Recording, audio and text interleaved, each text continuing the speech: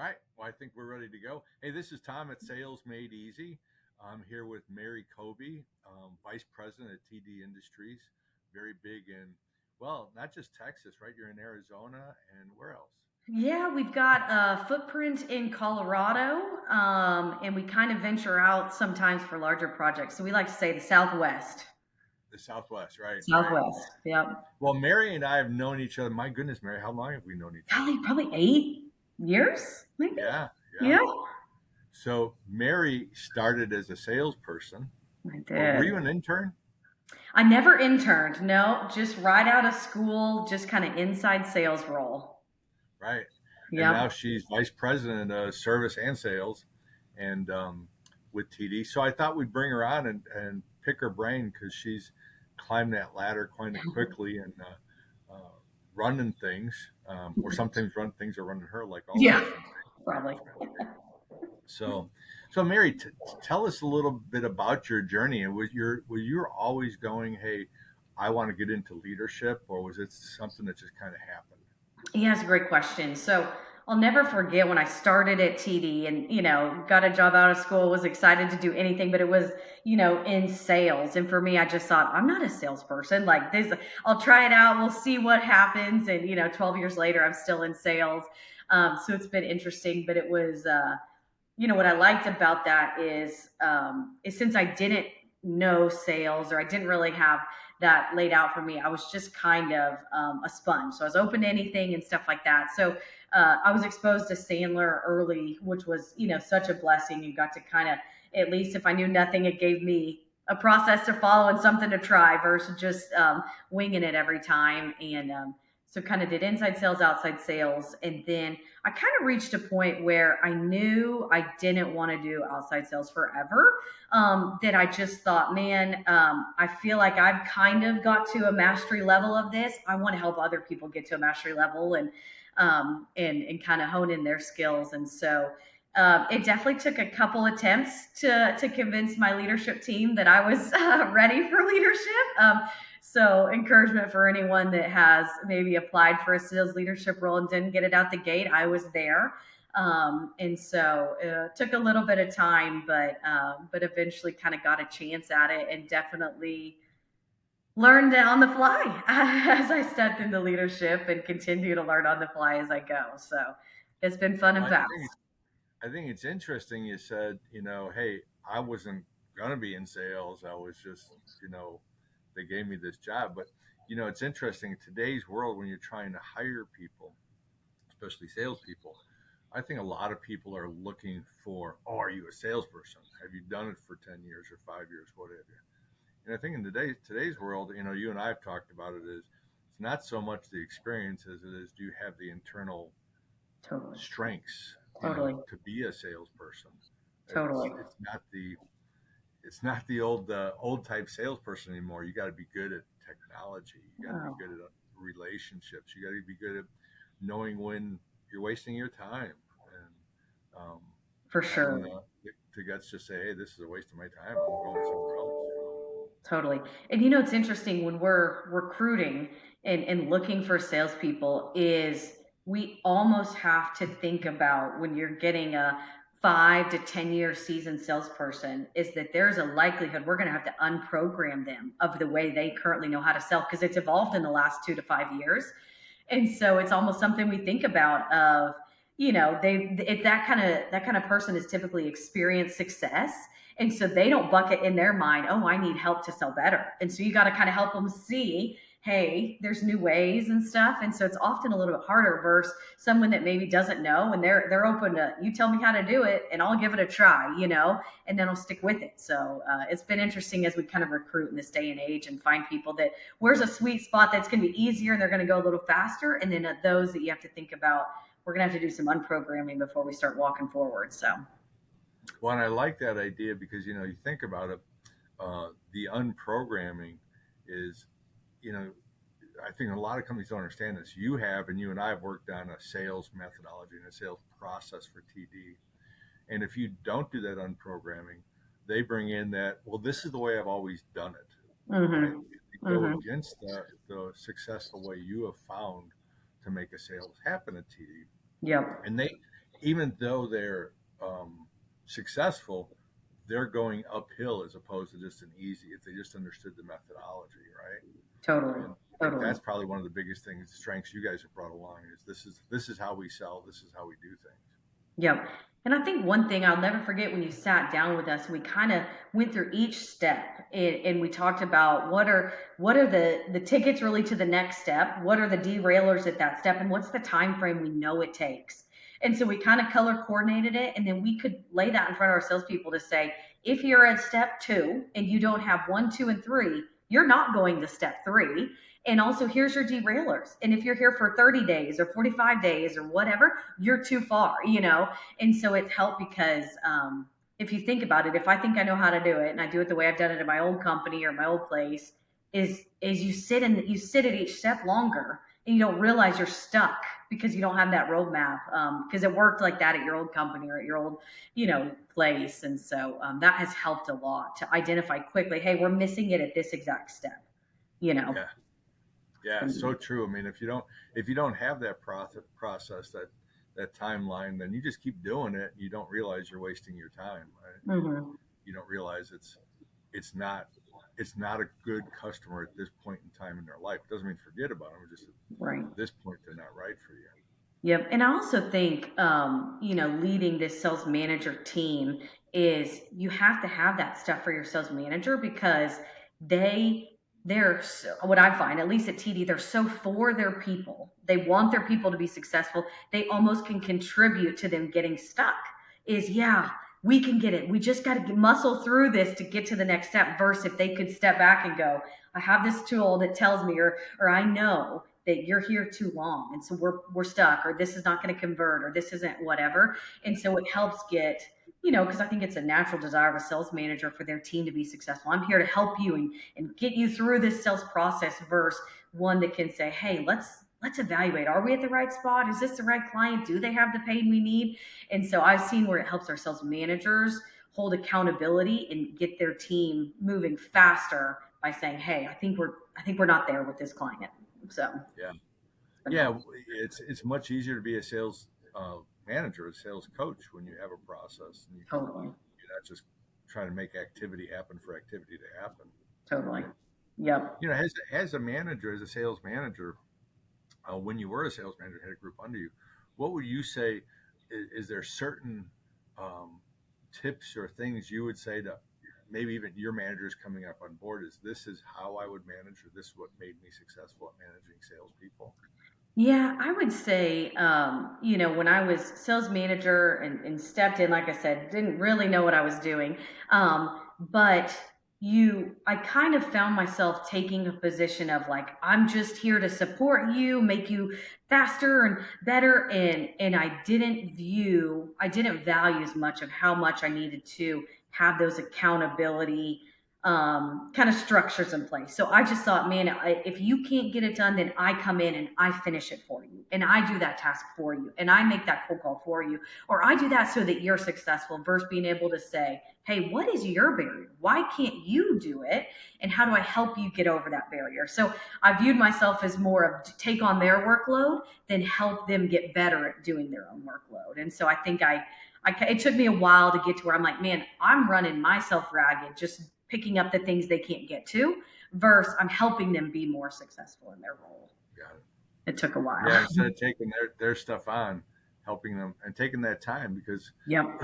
if you take the time to do that, then you have save so much time in the long run, right? Totally. I tell the sales managers often in different fashions is like, you've got to slow down to speed up. So if you slow down and help them see that they're not getting budget or they're not doing this, then long term you're speeding them up because if you just come in every time and help save them and get them through that, then you're using your time, you're using their time when they can learn this.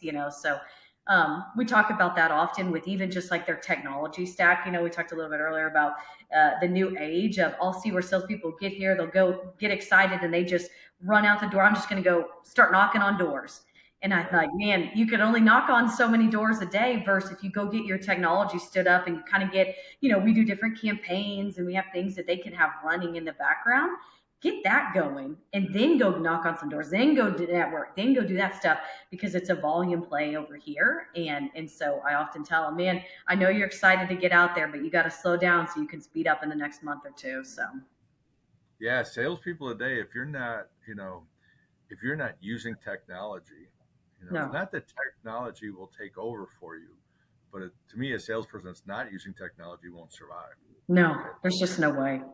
You think And about so, all the different like blocking, on our phones, it says spam. On this, it alerts you. And so you've got to really figure out, how do I continue to show up and not look like a salesperson? How do I continue to, come across more as a consultant? It's harder and harder, as time goes on.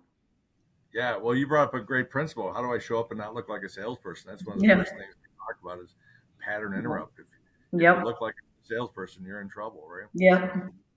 For so sure. talk about that. When you look at salespeople, is there certain, or even salespeople that are out there, maybe they're not struggling, but they're, fighting a way to get better. What advice would you have for salespeople? Yeah. I think sometimes, where I see people are struggling is definitely in that IR. So that IR theory, right, is they are so, if you think they're $1 behind on their quota, man, they're in their heads. And so I'm a salesperson, I'm supposed to be good at this, and I'm not doing a good job, versus being able to step back and say, I am confident in what I do. I am good at what I can do this. I'm a good, all those things, and start to balance that I and that R out, because I see, salespeople, they're competitive, they want to win. And so the second they're not on that leaderboard, or they're behind target or anything like that, man, the head trash just starts coming. And so that's usually the first place I go, is talking about, trying to get an assessment of that IR, and then say, how do we balance this out? How do we start to get balanced so you can get your level footing and go, I can go do this, and then go start to attack your plan. Yeah, yeah. I mean, talk about IR. For those who don't know, it's the separation from your roles to your identity, and too often that's what we see is self confidence and self worth. And salespeople that get beat up on a daily basis, or they're working really hard, but they're not hitting their numbers, and they kind of beat themselves up as opposed to taking a step back and going, wait a minute, and why am I beating myself up? And why letting these other people beat me up when they should be accepting me as an expert in this field, not just as someone to beat up on? Yeah. And I see that as a big problem, is really taking a step back. And it's one of the reasons I always preach to people is journal every day. Hmm. Journal what you're good at, what you're bad at, but keep that momentum running in your head as to um, what what what are your values that you bring to the table on a daily basis? Because, as you said, too often we get beat up and we don't remember. Totally. Totally. And you got to think, as a sales manager, you got to be tuned into that, of who's really going to struggle with that, and know what indicators are going to tell you they're starting to spiral, right? Who really cares about the quota? Who's got their vision board and they're not hitting it, and all those things, and know when it's starting to happen and get ahead of it with them, so that they don't, spiral for a month and get really behind, so Yeah, and I like you brought up vision boards, right? Vision boards are so important that if you don't have a picture of where you're going, you're in trouble, right? totally. Totally. And especially, we're in the new year, and so it's something that we encourage our salespeople to have in their cube. We openly ask them about it. I've got a sales partner who was new to the team, and this last year his goal was to get a house. And so he had a big deal on the line, and I was so excited for him. And man, we talked about, I think last week or 2 weeks ago, closed on his house, and did all Oh the big wow. things. And so we just tried to make a really big point of like, man, start to tie this from that cold call that got you here. And so how do we do that again? So we're celebrating in another couple months on, a big payment to the house, or whatever that next goal is. And so it's so great because sales partners or sales people feel that when you are there with them. And your goal is my goal. If you don't get a house this year, that's on me. And so I'm going to keep asking, because I want you to be successful. And it just, you can tell it means a lot to them, and it helps keep them motivated, like you said, because they're getting beat up often, and so they need all that help they can get. Well, you bring up such a good point. That your goal is my goal, and if you don't understand why your people come to work, you can't Hmm. motivate them. Totally. If you're not talking about that, um, and your goal, if you get a house, that means you're selling more, which means my number's being hit, and I get what I want, and the Right. company gets what they want, right? So it all goes back And like you said, as a coach, if you don't understand it, and if you're not talking to people about their vision boards on a weekly basis, it means you don't care. And if you don't That's right. care, I'll go find someplace else to work, right? Totally. And they can feel it. They know. If they have these big goals and you never ask them about it and they don't get the chance to talk about it, they know you don't care. They can tell, Right. you know. Yeah. Yeah. It's a lot like we've talked about core values. Mhm. If the core values aren't lived, if I don't see it, you have it up on a wall, but I don't see it within the rest of the company, then I don't believe it, Totally. right? Totally. They are just And words on I the think, wall thing. yeah, today, I mean, you guys have a great culture there. You've always had a great culture there at TD.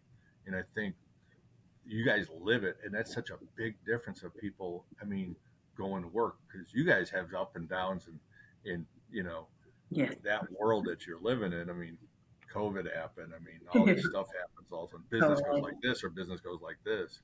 And Mhm. keeping people on board is, hey, I want to be part of this team. Totally. And I think you Totally. guys are very successful at that. Yeah, and I would say, those things are so tested in the trying times, and you really get to get that measuring stick out and say, are we living by core values, and do we have the right motivators for our teams? We turned on a new software system that runs really our entire company a couple years ago, and it was hard. And we had to ask salespeople to slow down selling, which cost them money to go, hey, we need you to go focus on collections. We need you to focus on billings. We need you to focus on these things. And so we didn't have that nucleus, those core values, and us all feel like, hey, we're all pulling on the same rope. It could have ended a lot worse and gone a lot worse than it did. So it's those trying times that you got to really reflect and go, we're all here. We're all driving this direction. It may not look like it all the time, but we got to keep moving this way. So. Yeah, yeah. So Mhm.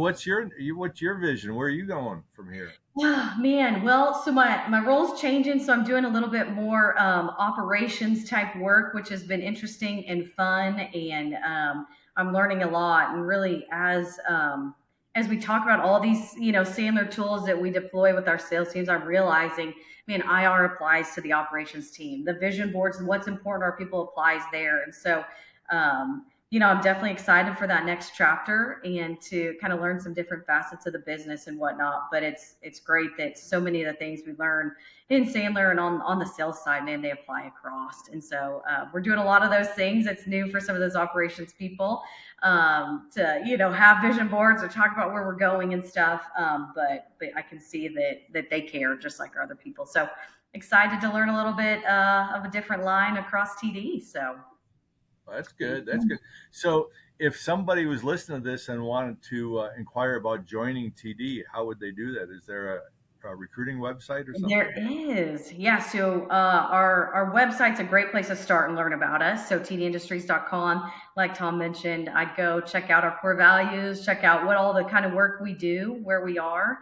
And then you can navigate over to the careers page. We are always looking for salespeople. We're always looking for really people that fit our core values, and we'll fit you in wherever we can. And like you mentioned, internships are big for us. So definitely go take a look and see what's out there. We'd love to talk to you.